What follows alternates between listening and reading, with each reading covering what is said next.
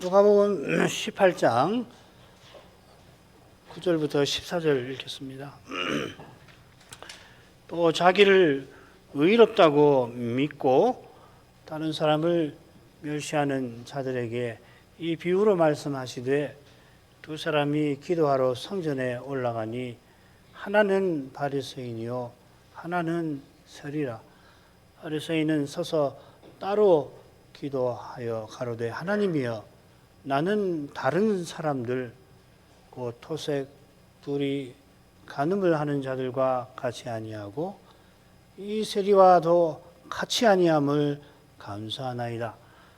나는 일회에 2번씩 금식하고 또 소득의 11조를 드리나이다 하고, 세리는 멀리 서서 감히 눈을 들어 하늘을 우러러보지도 못하고 다만 가슴을 치며 가로되, 하나님이여 불쌍히 여기옵소서, 나는 죄인이로소이다 하였느니라. 내가 너희에게 이르노니 이 사람이 저보다 의롭다 하심을 받고 집에 내려갔느니라. 무릇 자기를 높이는 자는 낮아지고 자기를 낮추는 자는 높아지리라 하시니라. 바리새인들이 언제 하나님 나라가 임할 것인가 물으니까 주님께서 하나님 나라는 인자의 나라라 하고서 제자들에게 교훈하십니다. 하셨습니다. 이 교훈은 다니엘 7장의 위대하고 신비한 이상에 나옵니다. 다니엘 7장 13, 14절을 읽습니다.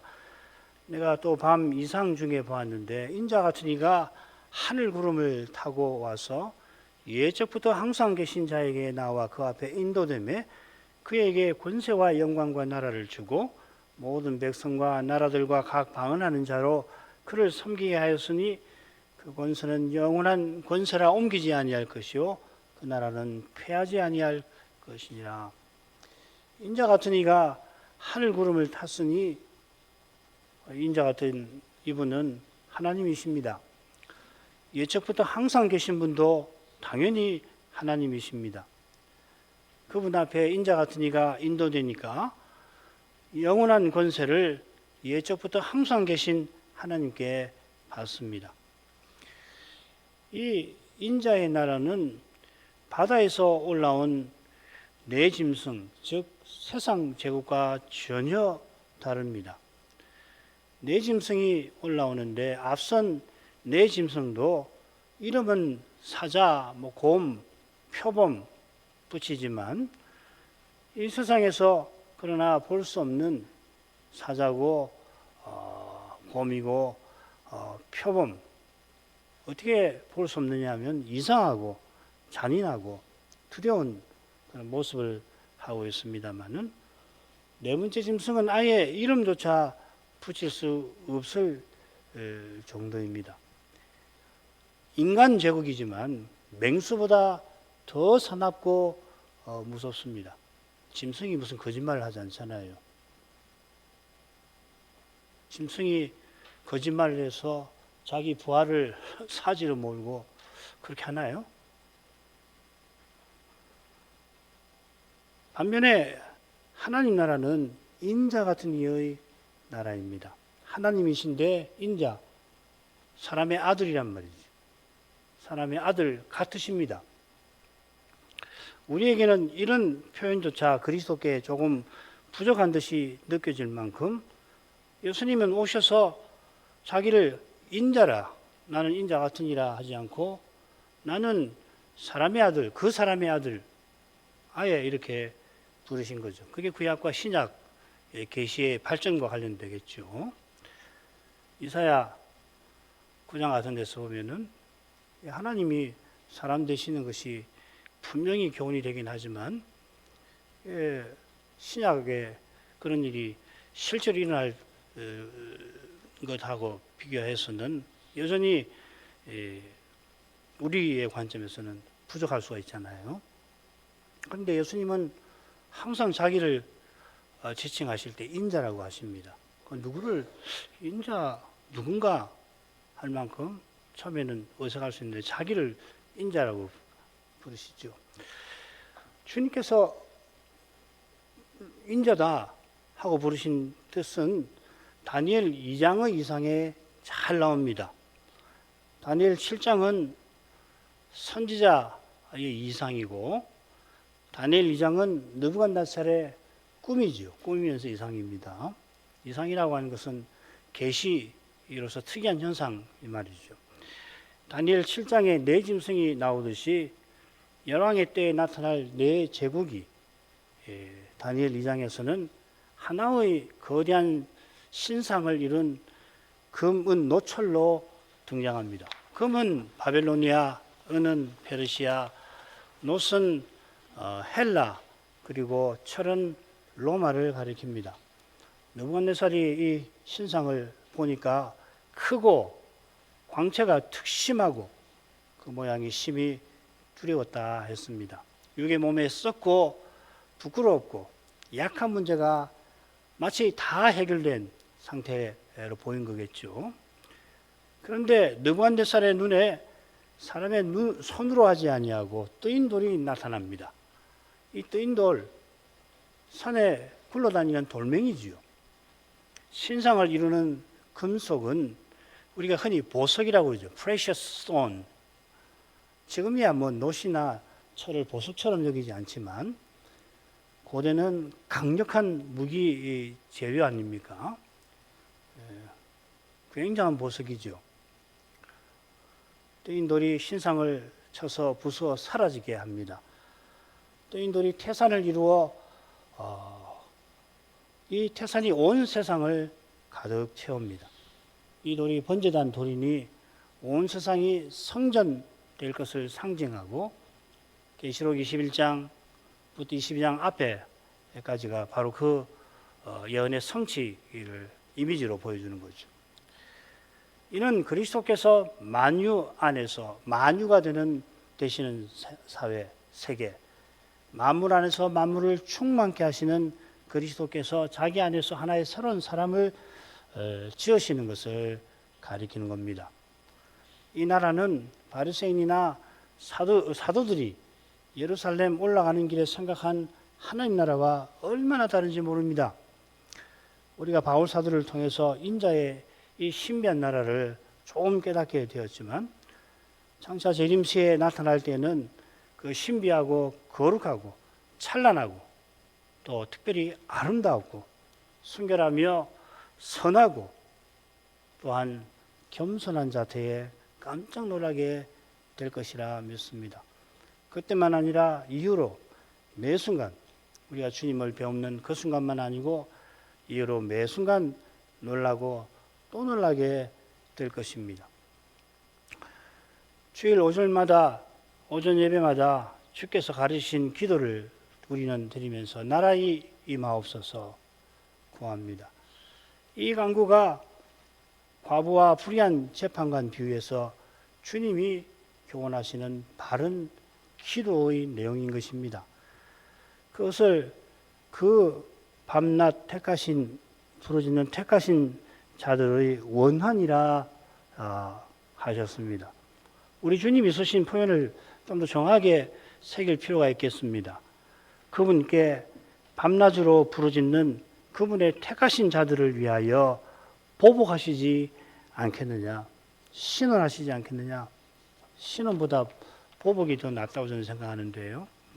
신원이라고 하는 것은 신, 별신자, 그 다음 원통할 때 그 원통함을 풀어준다는 뜻이죠. 억울한 일을 당해서 마음에 쌓인 한을 풀어주는 것입니다.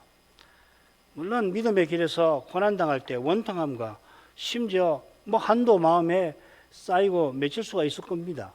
사실 참된 신자라면 한을 품지 않는 거죠.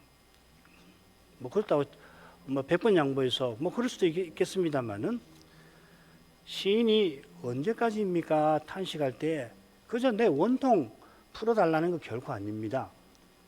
시편 119편에 보면 그런 거 없잖아요. 계시록 보시면은 거기는 순교당한 영혼이 하늘 향단 아래서 계시록에서 제단이라고 했는데 그건 아마 하늘에 단이 있다면 그게 향단이라고 보시는 게 좋습니다. 계시록을 제가 다 강의하지 않아서 좀 섣부른 면이 있지만은 지금까지 연구한 바로는 그게 향단이에요. 하늘에 제단이 뭐가 필요합니까? 향단 아래서 구약 시인들처럼 우리 피를 신원하여 주지 아니하시기를 어느 때까지 하시려나이까 큰 소리로 아뢰지요. 아랠 때 먼저 땅에 거하는 자들을 심판하여 신원하여 달라, 보복하여 달라 하는 겁니다. 큰 소리로 간구하는 이들은 지금 땅에서 핍박받는 상태 아닙니다. 복된 하늘에 들어가 있죠. 나사로와 부자의 비유에서 보면 아브라함의 품에 나간 상태, 아브라함과 이삭과 야곱과 함께 천국 잔치에 참여하는 상태, 아브라함의 품에 있다 하는 건 아브라함이 죽은 모든 구약 신자를 자기 품에 안는다는 말 아니겠죠? 그건 잔치한다는 이야기거든요. 고대에 보면 잔치할 때 이렇게 누워서 잔치를 하잖아요. 그러니까 자연히 앞사람이 뒷사람의 품에 이렇게 있는 모습을 가리키는 거지. 아브라함이 모든 구약 신자를 품에 맞이한다. 그런 건 어울리지 않는 겁니다. 그러니까 아브라함과 이삭과 야곱과 함께 천국의 복된 상태, 마치 잔치와 같은 상태에 참여한 것 하는데 계시록에 선교당한 영혼도 그런 상태에 나간 거 아니에요? 그 상태가 뭐냐면 저희 수고를 그치고 쉬는 상태라 하였습니다.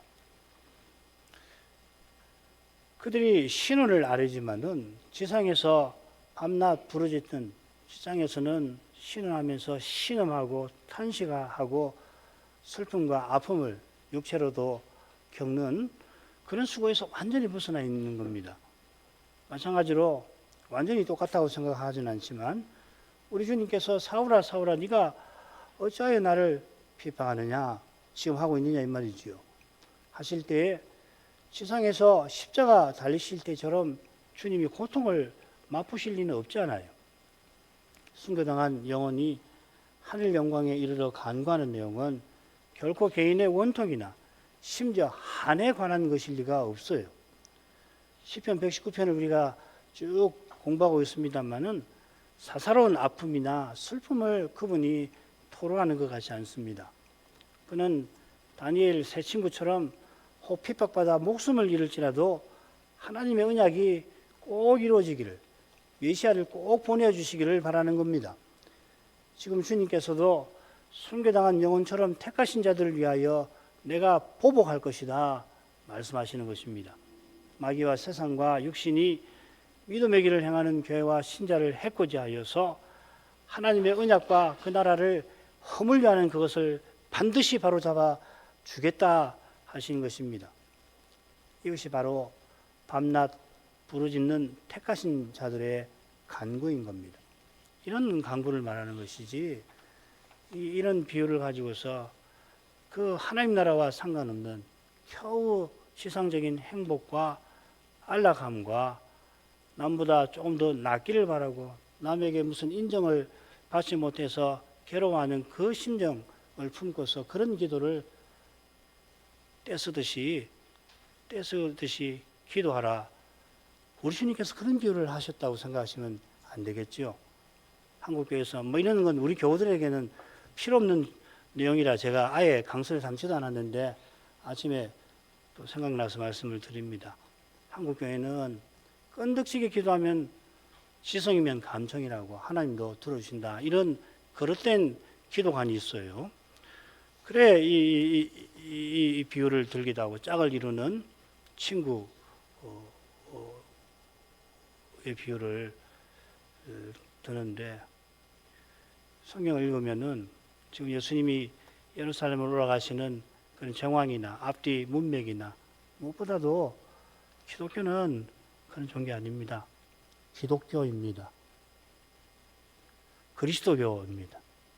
그리스도가 전부 안에서 전부 되시는 그런 위대한 세계, 그런 것을 추구하는 것이 기독교 믿음이지, 육의 몸에 썩고 부끄럽고 그 약한 거 어떻게든지 자기 힘으로 메꿔보려고 돈을 탐하고 명예와 인정을 갈구하고 권력을 탐하는 그 기독교 아니에요. 그런 기도라도 끈덕지게 하면 하나님도 정성을 봐서 들어주신다. 만약에 하나님께서 그런 거 강구하는데 들어주시면 응답이 아니고 심판하시는 거겠죠. 뭐 이런 것 우리 교우들에게 드릴 필요가 없어서 말씀을 이 강설문에는 안 썼지만은 생각이 나서 주께서 전하라고 하시는 것 같아서 덧붙입니다. 그들이 바로잡아 주실 것을 구할 때 그 심정은 다니엘 이상 중에 나타내신 인자의 나라가 속히 임할 것을 바라는 거겠죠. 순교당한 영혼들은 이미 영광의 상태에 이른 것이지만 뜨인돌이 태산을 이루어 온 세상에 가득할 그 순간을 우리와 똑같이 바라고 있습니다. 그 순간 그들이 우리보다 먼저 부활의 몸을 입을 겁니다. 그때 우리 모두 종들을 섬기시는 주인, 우리 주님을 온전히 본받게 될 것입니다. 먼저 섬겨서 동시에 우리 모두에게 섬김받는 그런 세계가 틀림없이 우리 눈앞에 나타날 겁니다. 그 세계는 아버지께서 성신 안에서 아들의 아버지, 아들께서 동일한 성신 안에서 아버지의 아들, 그 신께서 아버지와 아들의 신으로만 계시는 그런 사회를 방불할 것입니다. 주님께서 저에게 오래 참으시겠느냐 하고 덧붙이십니다. 오래 참다는 이 낱말, 신약 성경에 두 가지로 사용돼요. 첫째, 신자와 교회가 핍박을 길이 참는 데 사용됩니다. 둘째로 분내와 심판을 즉시 드러내지 않고 더디하는 데 사용됩니다. 따라서 하나님께서 심판을 바로 시행하지 않고 유의하신다는 말이죠. 자, 여기 오래 참으시겠느냐 하는 말이 이런 뜻이라면 저희는 택하신 자라고 보기가 좀 힘들지 않습니까? 저희는 힘없고 약한 과부를 억울하게 만드는 원수가 맞을 겁니다. 1차적으로. 문맥에서는 그렇게 보여요. 택하신 자들의 원수들을 속히 심판하신다면 택하신 자들을 위하여 속히 보복해 주신다는 말이겠죠. 이전과 관련해서 8절 처음에 하신 말씀이 실로 중요합니다. 내가 너희에게 이르노니. 이 말씀은 홀로 아버지를 아시는 아들께서 중보자로 하시는 것입니다.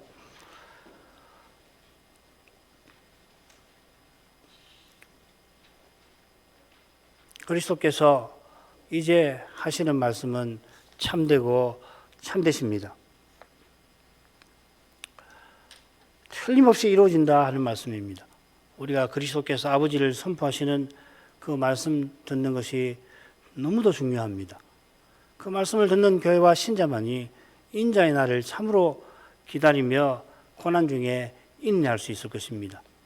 사람 눈에 살 길이 전혀 보이지 않는 그런 때에 인자에 보이지 아니하시는 말씀을 붙들 것입니다. 주님께서 속히 하나님께서 보복하실 거라 다짐하십니다. 똑같은 표현이 계시록 머릿말, 맺은말에 속히라는 말, 똑같은 표현이 한 번씩 나와요. 어디 나오냐면 속히 될 일에 나옵니다. 앞선 대목에서 인자에 나타나시는 날, 재림을 교훈하셨는데 그날이 속히 임할 것이다 하신 겁니다. 속히 오신다 하시고 2000년이 되도록 아직 아니오십니다. 그런 까닭에 속히라는 말은 재림이 아니라 예루살렘 멸망을 가리킨다는 주장이 개혁교회에서 여전히 있습니다. 이런 주장하시는 분들을 부분적 과거론자라고 부릅니다. 그러나 주님께서 말씀하시는 인자의 날은 세상에 다시 오시는 그 재림의 날을 가리킵니다. 주님께서 속히 오실 거라 약속하셨습니다. 계시록 역시 이 맺은 말에 보면 3번이나 보라 내가 속히 오리라. 한 번은 진실로 속히 오리라 하십니다. 우리 생각에 더디 오시는 것 같습니다만 속히 오신다고 하셨으니 과연 그럴 것입니다. 그런데 주께서 저희에게 오래 참으시겠느냐 하셨는데 오래 참으시겠느냐, 참는다는 표현을 구원 얻는 자들에게도 한번 여기 베드로후서에 중요하게 쓰입니다. 왜 이 말씀드리냐면 왜 우리 생각보다 더디 오시느냐 그 문제죠. 베드로가 그 문제를 다뤄요. 주의 약속은 어떤 이에 더디다고 생각하는 것 같이 더딘 것이 아니라 오직 너희를 대하여 오래 참으사 아무도 멸망치 않고 다 회개하기에 이르기를 원하시느니라. 베드로가 이 글을 쓸 때니까 1세기 때인데 그때도 더디다고 생각하는 사람이 있었단 말이죠. 주의 약속이 더디다고 생각되지만은 실은 너희가 다 회개하기에 이르게 하려고 주께서 오래 참으십니다. 알곡과 가라지 비유에도 종들이 갑자기 가라지가 나타난 걸 보고 주인께 가서 저희가 뽑기를 원하십니까? 하니까 주인이 가만두어라. 가라지를 뽑다가 곡식까지 뽑을까 염려하노라 하십니다. 만일 주께서 오래 참지 아니하셨다면 사울은 다메섹 가기 전에 이미 멸망했을 거 아닙니까? 어디 사울만 그렇게 했겠습니까? 게다가 교회가 지금까지 남아 있기나 했겠습니까? 어스틴이 고백한 것처럼 우리 모두가 이미 지옥에 가 있을 겁니다. 이는 개인의 구원만 무산된다는 게 아니라 하나님의 거룩하신 뜻이 허무하게 된다는 뜻입니다. 이보다 두려운 일이 없고 있어서 안 되는 일이 없습니다. 하나님은 택하신 자를 마지막 한 사람까지 구원하실 만큼 오래 참으실 것입니다마는 그때 그가 구원받도록 환난의 날을 감하실 것입니다. 그날들을 감하지 아니할 것이면 모든 육체가 구원을 얻지 못할 것이나 그러나 택하신 자들을 위하여 그날들을 감하시리라. 이런 은혜에 비추어서 속히 오신다는 말씀을 약속을 살필 것입니다. 역사도 그렇고 개인사도 마찬가지고 그렇죠. 하나님 왜 이렇게 내 기도를 속히 들어주시지 않는가.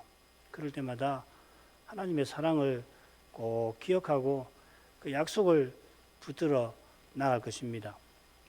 틀림없이 주님께서 다시 오시는 날 주님께서 하실 수 있을 만큼 속히 오셨다는 것을 우리가 알고 감사하게 될 것입니다.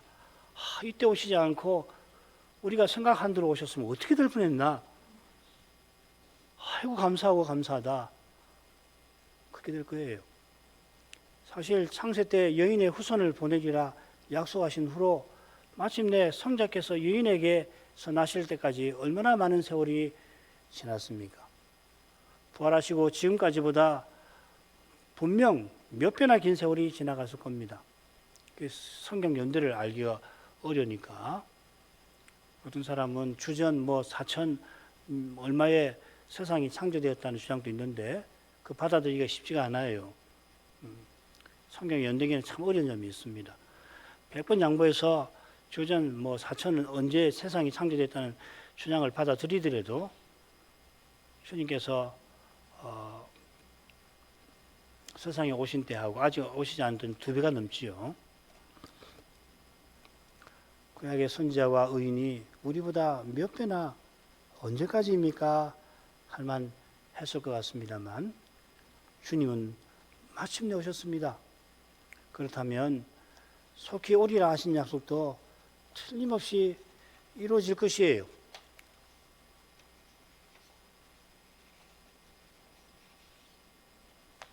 우리는 속히 주님 오시는 인자의 날에 대한 징조가 이루어지고 있는 시대를 살고 있다고 믿지 않습니까? 언제가 주님은 도둑같이 오신다고 그랬어요. 평안하다, 안정하다, 다들 그럴 때 오신다고 그랬습니다. 이 말씀을 기억하셔야 합니다. 게다가 성경이 말하는 징조가 우리에게 분명히 나타나고 있잖아요. 이렇게 주님께서 다짐하시면서 얼른 전혀 다른 말씀하시는 것 같습니다. 그러나 인자가 올 때에 인자가 세상에서 믿음을 보겠느냐.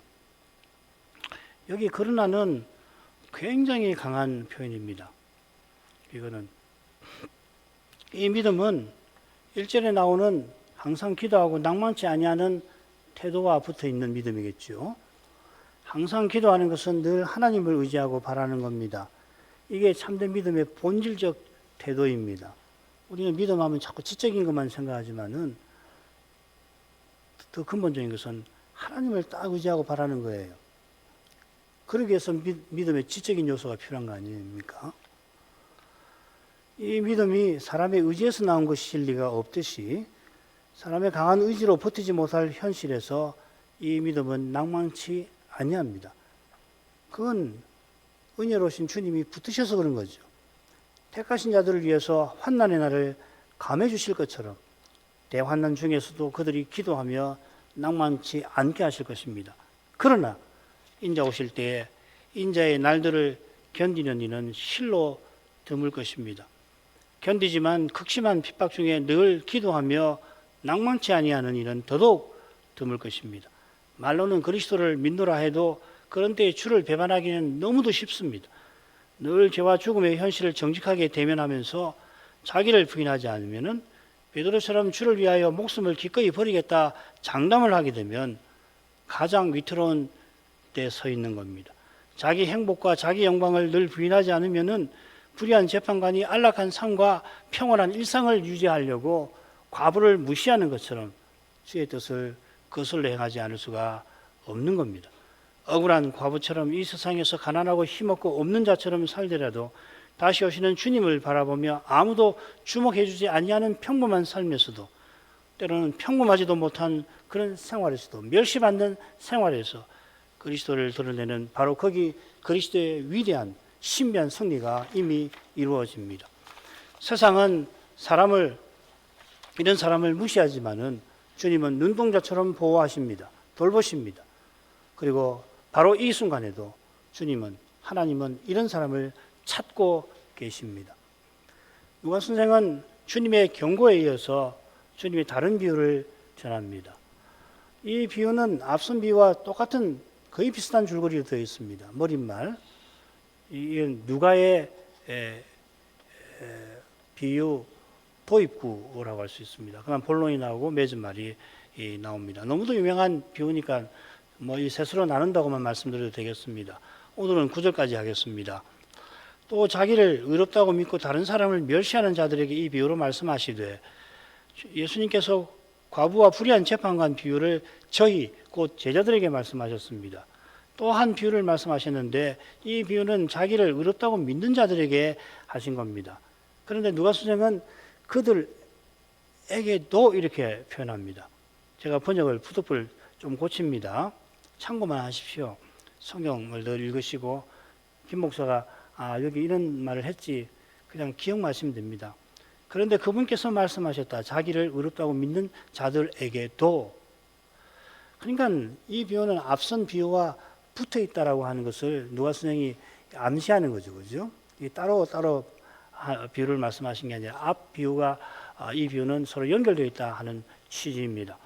이는 자기를 의롭다고 믿고 다른 사람을 멸시하는 자라고 하는 이 표현이 앞선 비유에서 하나님을 두려워 아니하고 사람을 무시하는 재판관이라는 표현하고 거의 결국 같은 뜻이라는 데서도 드러나잖아요.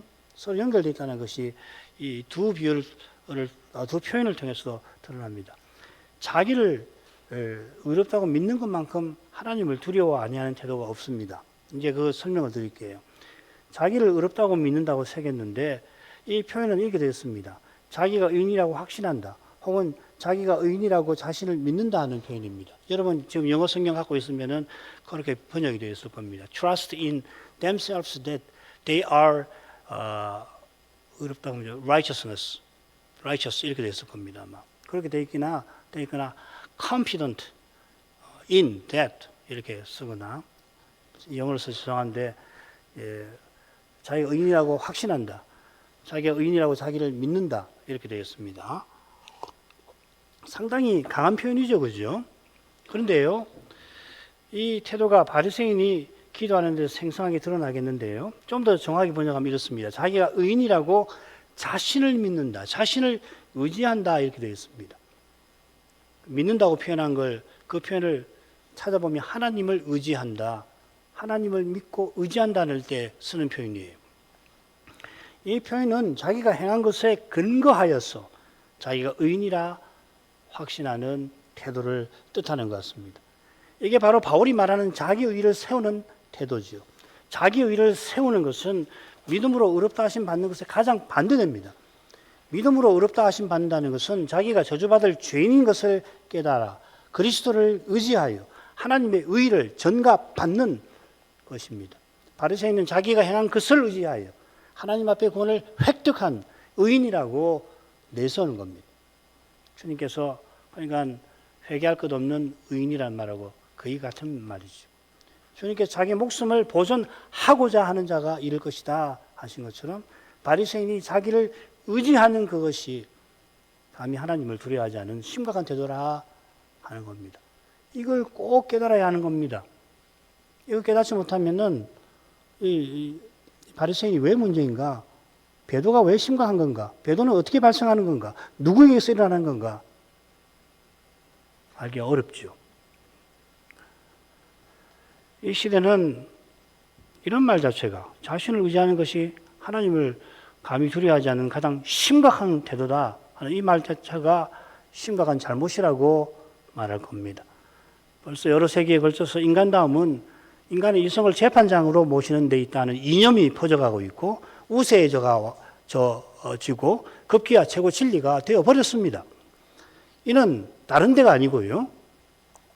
일반 철학, 문학, 혹은 경제, 사회, 정치 이런 데가 아니라 기독교, 게다가 기독교 신학의 역사에서 이미 확인되었어요. 다른 데 아니고요. 기독교 신학, 기독교를 가장 대표한다고 할 수 있는 그 신학의 역사에서 이미 확인된 거라는 말입니다. 비평이라는 말 들어보셨죠? 우리 교우들은 비평하면 뭔지 금방 알아들으셨을 텐데 이 비판이라는 말과 같은 말입니다. 왜 비평이라고 썼는지 번역하시는지 모르겠어서 문학적 측면의 비평이라고 해서 비평이라고 번역하는 것 같은데 영어로는 똑같습니다. 크리티시즘입니다. 이 비평의 근본 태도는 사람의 이성과 경험을 통과하지 못하는 성경 내용을 사실로 받아들여서는 안 된다는 겁니다. 이게 가장 기본 전제입니다. 우리나라 좋은 예 있죠. 단군 신화에서 곰이 마늘과 쑥을 100일을 먹고서 마침내 여인이 되었다는 이야기가 나오는데 그 누가 한국 사람이 역사적 사실로 받아들이느냐 하고서 그 다음 예수께서 하나님이신데 여인의 몸에서 심지어 동정녀에게서 태어났다는 이야기도 그 똑같이 이 세상 역사에서는 일어날 수 없는 일로 봐야 한다 하는 것이에요. 이게 종교 사학파라고 하는 종교 역사를 연구하는 학파라는 말입니다. 종교 사학파라는 말. 역사 비평의 핵심입니다. 대전제입니다. 기독교도 세상 많은 종교 중에 하나이고 다른 종교들을 우리가 학문적 견지로 그냥 연구하듯이 동일한 과학적 검증 기준을 성경에도 갖다 되어야 한다는 겁니다. 자, 그러면 어떻게 됩니까? 예수님의 부활 기독교 연구에서 기독교 종교 연구에서 당연히 배제되어야 하고 주님의 표적들만 아니라 특별히 우리 주님의 신성은 마찬가지가 되는 거죠. 그러면 남는 게 뭐가 있겠습니까? 우리에게는 너무도 당연한 말씀인데 이 주제와 관련하여 흥미로운 사실이 복음서에서 예수님의 신성을 배제하기 시작하면 남아나는 구절이 단 한 구절도 없다는 사실입니다. 그럴 수밖에 없죠. 예수께서 사람 되신 하나님, 독생하시는 하나님이시니까 요한의 증거대로 고백대로 예수님의 행위와 말씀에서 은혜와 진리가 충만하실 수밖에 없는 거 아니에요. 여호와의 영광이 드러날 수밖에 없는 거 아닙니까? 심지어 주님이 침묵하시는 때에도 하나님으로서의 영광이 거기 드러납니다. 이런 말을 그런데 특별히 이 요한복음에서 우리 주님의 신성과 관련된 사건이나 교훈을 빼기 시작해 보면은 아무것도 남지 않아요.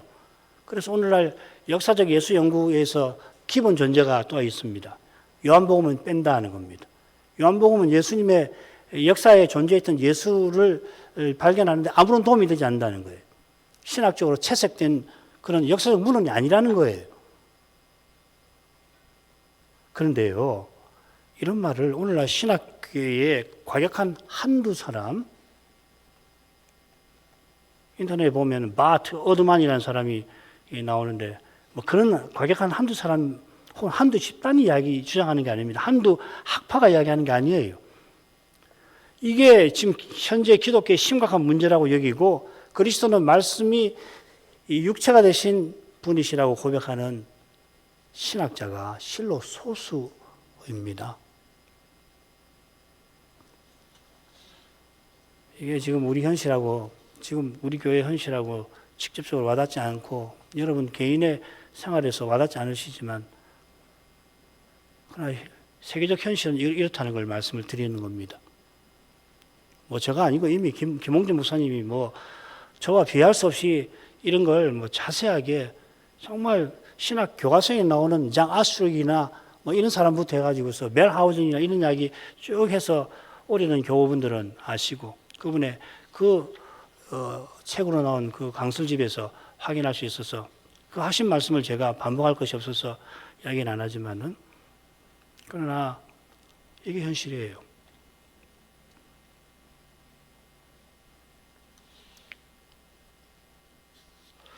하나님의 말씀인 성경은 사람이 하나님을 의지하고 살고 하나님의 말씀을 쫓아 생각하고 말하고 행하도록 지원받았다고 분명히 교훈합니다. 사람의 타락은 하나님처럼 되려고 하는 교만의 욕망과 붙어 있습니다. 하나님 말씀을 쫓아 선악을 분별하려고 하는 게 아니라 자기가 분별하는 기준이 되려는 겁니다. 이건 하나님을 의지하여 사는 것이 아니라 스스로 무엇을 이루려고 하는 겁니다. 주님께서 자기 목숨을 보존하려고 하는 자, 여기 중요한 게 하려고 하는 자가 중요한 거예요. 바리새인이 자기를 의지하여 자기가 스스로 이룩한 것을 가지고서 자기가 의인이라고 자랑하는 바로 이것이 그들의 배도의 성격을 보여주는 겁니다. 이런 태도가 주님께서 날마다 자기를 부인하라 하신 바로 그것입니다. 날마다 자기를 부인하는 것은 곧 늘 말씀을 쫓아 생각하고 말하고 행하려고 하는 것이고 그러기 위해서 성신을 전심으로 의지하는 것입니다. 바리새인이 자기가 의롭다고 믿고서 자기가 의인이라고 자신을 의지하는 것처럼 다른 사람을 멸시합니다. 바리새인이 스스로 의롭다 할 만큼 하나님을 두려워 아니하는데 어떻게 사람을 제대로 대하겠습니까? 여기 중요한 표현이 다른이라는 말입니다. 이 낱말은 물론 나와 다른 사람을 가리키겠는데 같은 표현이 11절에도 나오죠. 10절 여기 이 세리와도 같이 아니하다. 나와 다르다 이 말이죠. 그런데 여기 다르다는 말은 무슨 뜻이냐면 그 나머지라는 말입니다.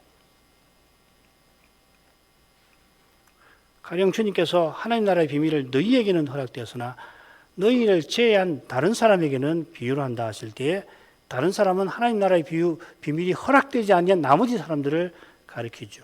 하나님 나라에서 배제된 사람입니다. 비슷하게 바리새인은 자기 세계를 구축하고서 자기 세계에 속하지 아니한 사람을 배척하는 겁니다. 조금 아래 바리새인의 기도에 그런 사람들 열거가 되어 있죠. 간음, 토색, 불의 행하는 사람. 그러나 열거하지 아니한 사람도 얼마든지 멸시합니다. 가령 세리와 어울리는 일반 백성들도 그들을 멸시합니다. 심지어 사람들이 볼 때 자기와 가장 비슷한 주님과 주님의 제자들을 세리와 어울린다고 해서 비난합니다. 그들도 주님께서 얼마나 훌륭한 랍비인지 모를 리가 없습니다만은 주님이 자기 세계를 위협한다고 생각하니까 미워하고 죽이려고 하는 겁니다. 가령 주님께서 안식일에 38년 된 병자를 고쳐주신 일이 있는데 그가 그 병상을 들고 가라고 하셨다고 해서 안식일을 위반한 중죄인이라고 비난하였습니다. 38년 병들었다고 특별히 몇 년 병들었다고 언급한 일이 많지 않잖아요. 성경에 그죠?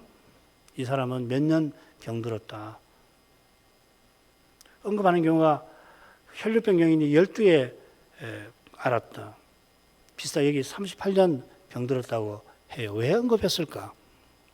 38년은 이스라엘이 광야에서 쓰러져 죽어가던 기간 아니에요? 저는 무관하지 않을 거라고 생각합니다. 이스라엘이 그런 상태에 있다는 겁니다. 그걸 잘 보여주는 사람이 38년 동안 자기 자리에 누워서 꼼짝달싹 못하는 죽음을 기다리고 있는 이 사람을 낫게 해주셨으니 칭송받아 마땅한 일 아닙니까? 게다가 그 사람이 중죄를 져서 그 세월 동안 여호와의 징계를 받았는데 그 죄를 사하여 주셨으면 예수님이 하나님이심을 드러내신 거 아닙니까? 그런데도 바리새인은 자기네 장로의 유전의 근간을 이루는 안식일 규례를 어겼다고 해서 곧이어 주님을 시험하려고 넘어뜨리려고 안식일의 병자를 회중에 데려다 놓기까지 하지 않았습니까?